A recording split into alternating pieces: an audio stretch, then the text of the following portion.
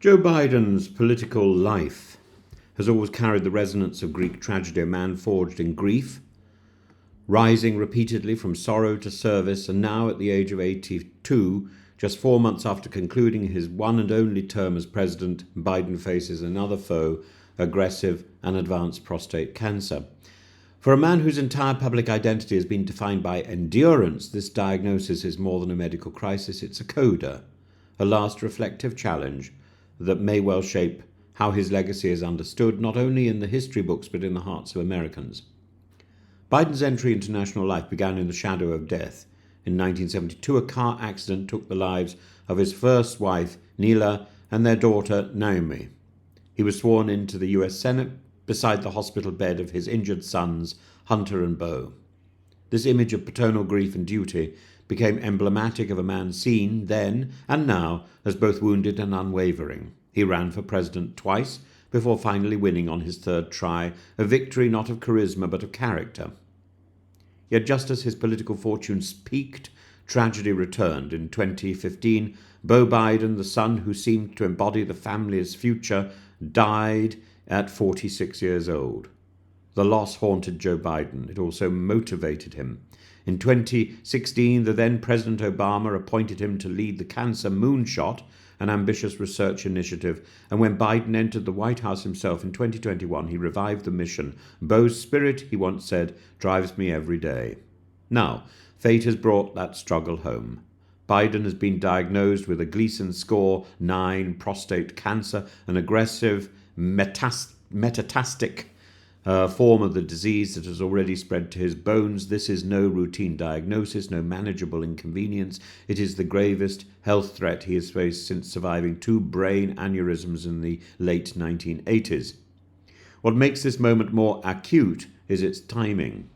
Biden has already endured months of scrutiny over his cognitive decline, physical frailty, and insistence on running again in 2024. After a disastrous debate against Trump, which many Democrats privately described as painful to watch, he reluctantly withdrew from the race.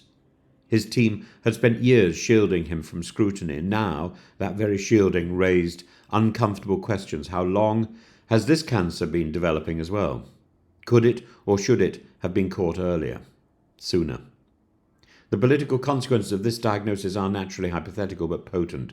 What if Biden had clung to power and been re-elected? What if a sitting president had to contend with such an aggressive illness while also managing a global order in flux? These are not idle questions.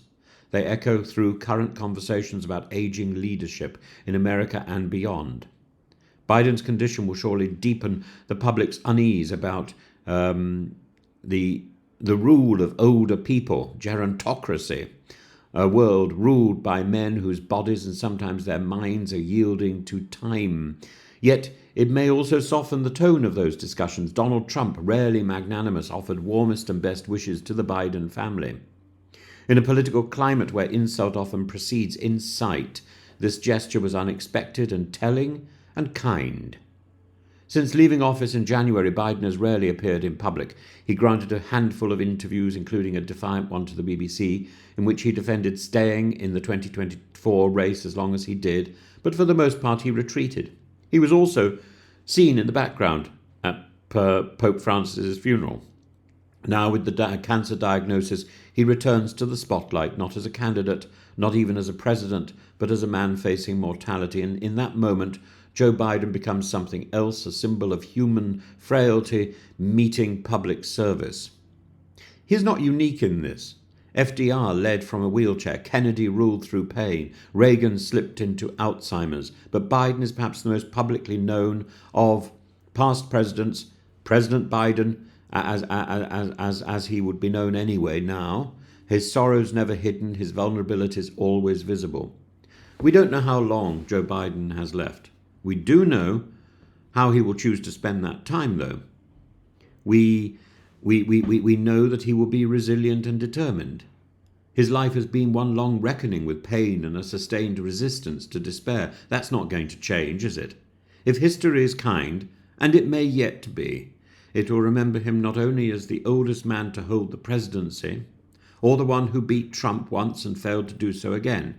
It may remember him as the man who met calmly calamity with dignity again and again until the very end. That calmness may well go down as the feature that defines him. In the face of illness, Biden now has one last chance to show us who he is. Not in a campaign speech, not in a press release, but in his bearing his words, his grace under pressure, in the threat of this awful disease. And perhaps that is where his presidency and his person will find their final measure.